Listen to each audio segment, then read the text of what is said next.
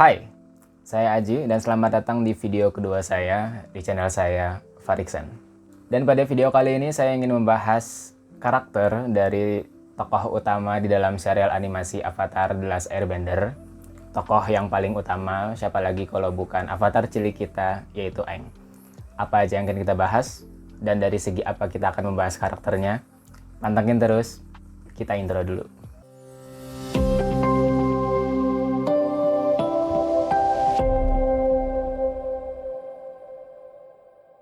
Ketika kita nonton serial animasi Avatar The Last Airbender, kita tahu ya di dalamnya ada beberapa tokoh yang penting banget yang bisa kita bilang sebagai tokoh utama, yaitu geng Avatar.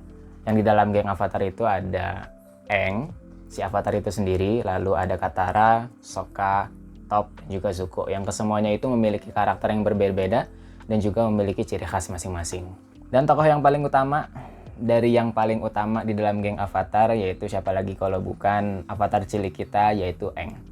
Ya sebenarnya memang tidak bisa kita bilang cilik juga ya, karena si Aang ini sebenarnya udah tua banget, karena memang dia udah tertidur selama ratusan tahun di dalam bongkahan es. Jadi ya secara fisik tubuhnya memang awet cilik. Aang sebetulnya merupakan karakter avatar yang ditunggu-tunggu banget kehadirannya oleh dunia. Namun ketika dunia membutuhkannya, kayak backstory-nya banget, dia menghilang. Dia tertidur di dalam bongkahan es selama 100 tahun lamanya. Dan bangun-bangun, Aang telah ada di dunia yang berbeda. Dunia yang gak ada avatar, ya karena memang avatarnya dia sendiri.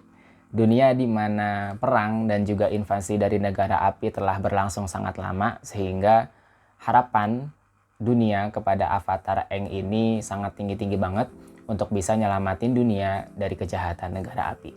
Dan kemudian dimulailah perjalanan Aang, perjuangan Aang untuk bisa menyeimbangkan dunia, memberantas kejahatan dari mulai episode awal hingga episode akhir di serial animasi Avatar ini.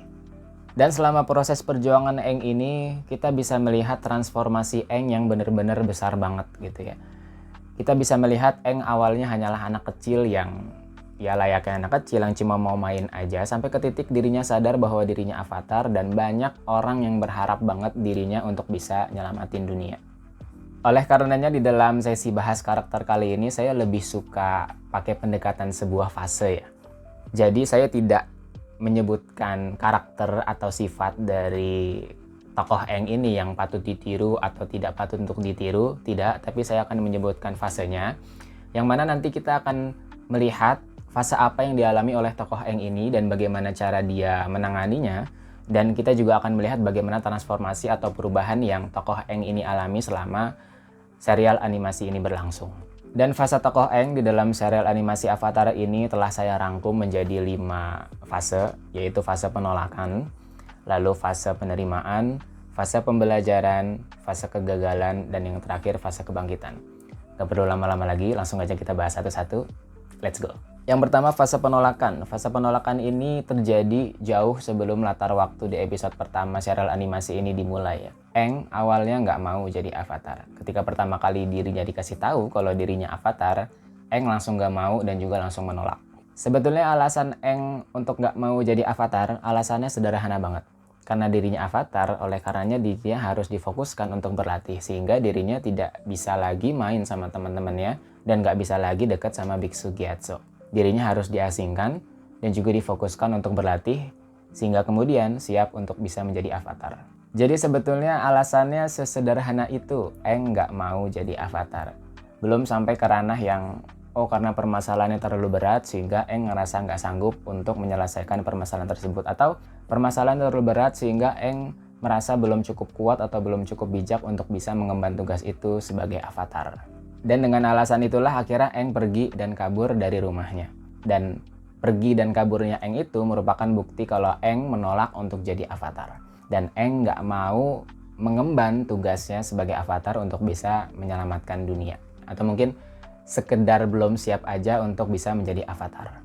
Tapi sebetulnya beruntung juga si Aang ini kabur dari rumahnya ya, karena dengan kaburnya itu Aang kemudian bisa selamat dari peristiwa genosida pengembara udara yang dilakukan oleh negara api, sehingga menjadikan si Aang ini sebagai pengendali udara terakhir di dalam serial animasi Avatar ini. Dan fase penolakan atau fase kaburnya Aang ini mungkin menjadi fase yang paling Aang ingat seumur hidup ya, sebagai kesalahan terbesar dalam hidupnya. Dia mungkin menyalahkan dirinya sendiri kenapa dirinya harus kabur dari sana, kenapa dirinya nggak nerima aja dirinya sebagai avatar dan stay di sana untuk berlatih dan fokus untuk bisa menjadi avatar. Tapi secara cerita yang kita dapatkan ya, Aang tetap kabur dari sana, dan selama perjalanan kaburnya kemudian Aang terkena badai.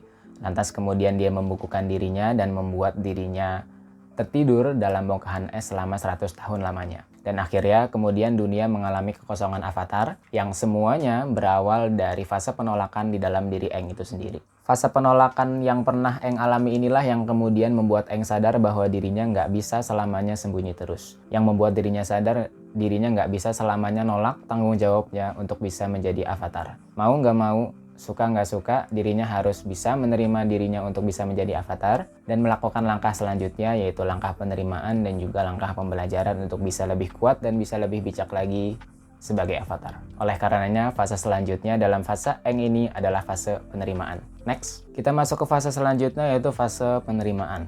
Ketika Aang telah terbangun dari tidur lamanya di dalam bongkahan es, Aang telah berada di latar waktu yang berbeda. Dirinya telah tertidur di dalam bongkahan es selama 100 tahun dan telah melewatkan peristiwa-peristiwa penting yang terjadi di dunianya.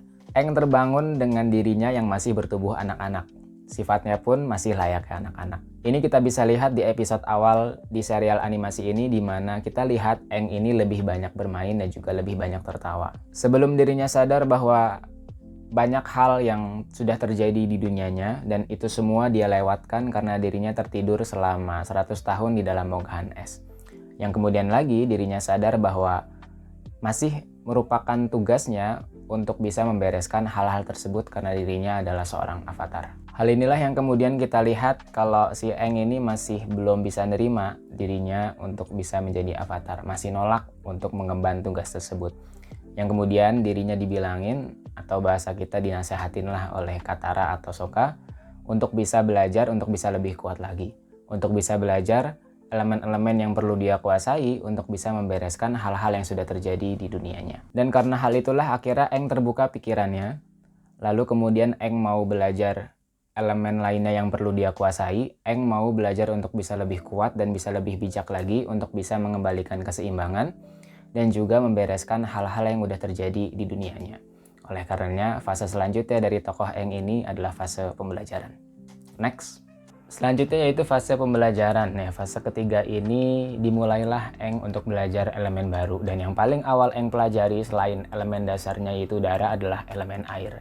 Yang memang secara siklus udah bener ya, yaitu secara siklus kan udara yaitu elemen dasarnya si Aang. Lantas kemudian beralih ke air, ke tanah, lalu juga ke api. Nah, memang secara siklus udah benar. Dan sekaligus memang yang paling mudah ditemui pada saat itu ya cuma guru pengendali air, yaitu Katara itu sendiri. Meskipun memang Katara juga belum terlalu jago dan juga belum terlalu mahir atau lihai di dalam mengendalikan air. Tapi ya untuk sementara yang ada dulu digunakan, lantas kemudian sambil mengembara ke dunia lain, sambil mencari guru pengendali air yang lebih hebat. Dan ini dibuktikan dengan bertemunya geng avatar, yaitu Aang dan Katara dengan guru Paku di suku air di kutub utara. Lantas kemudian mereka berdua belajar elemen air di sana. Lalu kemudian berlanjut lagi, mengembara dunia lagi, lantas kemudian bertemu dengan guru Jeong-jeong, lantas kemudian belajar elemen api dengan guru tersebut, tapi kemudian dia melukai Katara dengan elemen apinya, akhirnya trauma. Lantas kemudian belajar elemen apinya di skip dulu, lantas kemudian ketemu Toph, lantas kemudian belajar lagi elemen tanah dan kemudian bisa menguasai elemen tanah, lantas kemudian sampai ke ranah di mana Aang belajar elemen api bersama Zuko di akhir-akhir episode.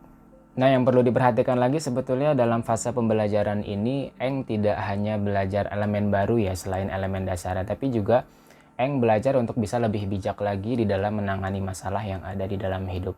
Hal ini dibuktikan ketika mereka singgah ke suatu tempat, itu mesti aja ada suatu masalah di tempat tersebut. Entah karena memang di tempat itu memang sebelumnya sudah ada masalah, atau karena memang ya awalnya tempat itu adem ayem, lantas kemudian mereka datang ya karena mereka adalah geng avatar, lantas kemudian mereka ada yang memburu mereka, lantas kemudian menciptakan suatu permasalahan di tempat tersebut. Nah, dari permasalahan inilah yang kemudian diselesaikan satu-satu oleh Aang dan juga teman-temannya. Sehingga geng Avatar itu bisa menjadi semakin bijak di dalam kehidupan. Bisa semakin memandang sesuatu tidak hanya dari satu sudut pandang, dari sudut pandang yang luas, lantas kemudian bisa memecahkan atau mencari jalan keluar dari suatu permasalahan yang akhirnya berdampak pada transformasi atau pengembangan masing-masing dari para tokoh tersebut, yaitu entah itu Aang maupun Katara ataupun Sokka. Tapi nyatanya dalam hidup ketika kita semakin belajar sesuatu, maka rintangannya juga akan semakin besar. Kita akan menemui permasalahan-permasalahan yang juga semakin besar, dan inilah yang juga dialami oleh Aang dan teman-temannya di dalam serial animasi ini. Mereka menemui tokoh-tokoh jahat yang lebih kuat daripada mereka menemui permasalahan yang lebih besar lagi untuk diselesaikan, sehingga mereka sadar ternyata pembelajaran mereka selama ini tuh belum cukup untuk bisa mengalahkan tokoh-tokoh jahat yang lebih kuat. Belum cukup bagi mereka untuk bisa memperbaiki dunia. Oleh karenanya, hal itulah yang kemudian memunculkan sebuah fase selanjutnya dalam kehidupan Aang, yaitu fase kegagalan. Next. Yang keempat yaitu fase kegagalan dalam fase hidup Aang di dalam serial animasi ini. Ketika Aang udah berada di atas awan, yang dengan mudahnya Aang itu mudah untuk mengalahkan musuh-musuhnya, dan juga dengan mudahnya Aang itu memecahkan suatu masalah yang Aang hadapi di tempat di mana Aang singgah. Lantas kemudian permasalahan baru, permasalahan yang lebih besar muncul. Kemudian tokoh-tokoh jahat yang lebih kuat daripada Aang juga muncul untuk menghadangnya. Dan permasalahan yang besar itu pun muncul ketika Aang dan kawan-kawannya terdesak di kota Ba Sing Se. Karena satu dan lain hal, kemudian Aang dan Katara ini melawan Azula dan juga Zuko bersama pasukan Daily. Singkat ceritanya, Aang dan Katara ini cukup kewalahan melawan Azula dan juga Zuko bersama pasukan Daily. Lantas kemudian si Aang ini masuk ke Avatar State.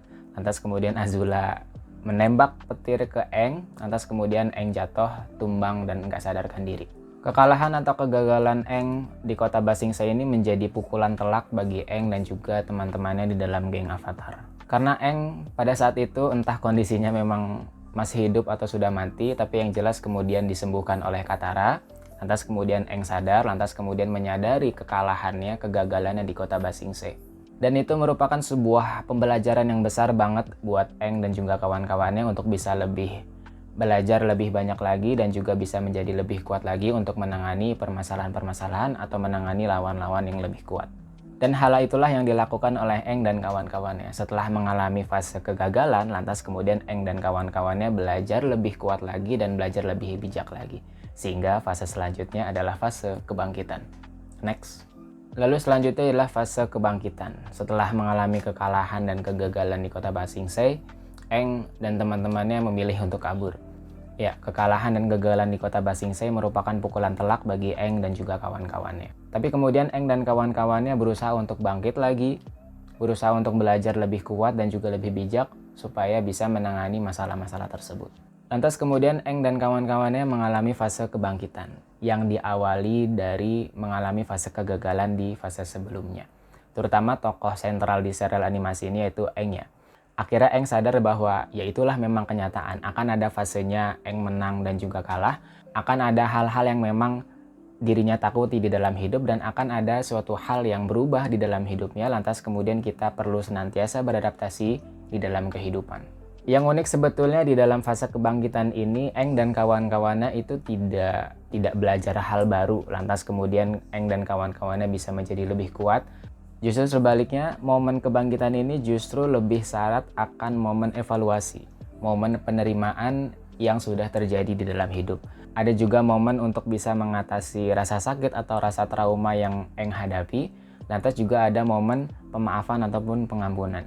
Yang ketika fase evaluasi ini dilalui, ternyata Aang dan kawan-kawannya itu justru mendapatkan momen kebangkitan di diri mereka masing-masing. Mereka meningkat baik itu dari segi fisik maupun psikisnya dengan sendirinya karena mereka melakukan momen evaluasi tadi. Dan itu suatu penggambaran yang benar-benar brilian banget di dalam serial animasi ini bahwa kebangkitan itu tidak hanya dinilai dari peningkatan dalam hidup, tapi juga dinilai dari bagaimana cara kita menerima dan mengevaluasi apa-apa yang sudah terjadi di dalam hidup kita. Sehingga pada akhirnya kita bisa memperbaiki kesalahan-kesalahan yang ada, lantas kemudian kita bisa menjadi lebih baik seiring berjalannya waktu.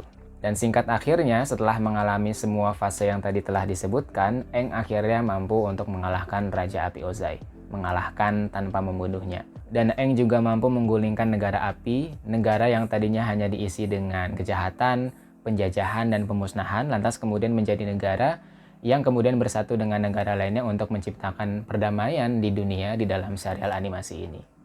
Jadi itu pembahasan karakter dari tokoh avatar cilik kita yaitu Aang dengan menggunakan pendekatan fase atau pendekatan momen yang Aang hadapi di dalam serial animasi ini. Tujuannya tidak lain dan tidak bukan agar kita bisa menemukan pelajaran dari perubahan-perubahan yang Aang hadapi melalui fase-fase yang ia alami di dalam hidup. Dan juga bisa mengambil pelajaran dari bagaimana cara Aang menyikapi sebuah fase tersebut lantas kemudian bisa kita terapkan di dalam kehidupan kita agar kita bisa menjadi lebih baik lagi. Oke, segitu dulu video kali ini. Kalau misalnya kalian punya pendapat lain tentang tokoh avatar cilik kita yaitu Aang ini, atau mungkin kalian ngeh ada sifat atau karakter apa di dalam tokoh Aang ini yang mungkin bisa banget kita ambil pelajarannya dalam hidup, bisa banget komen di bawah, nanti kita bahas bareng. Like videonya kalau suka, kalau nggak suka bisa dislike aja. Klik subscribe kalau misalnya kalian mau ikutin terus pembahasan karakter dari serial animasi Avatar The Last Airbender ini, atau mungkin kalian ingin nonton video-video selanjutnya dari channel saya, Fariksen. Oke, segitu dulu. Saya Aji, sampai jumpa di video selanjutnya. Bye-bye.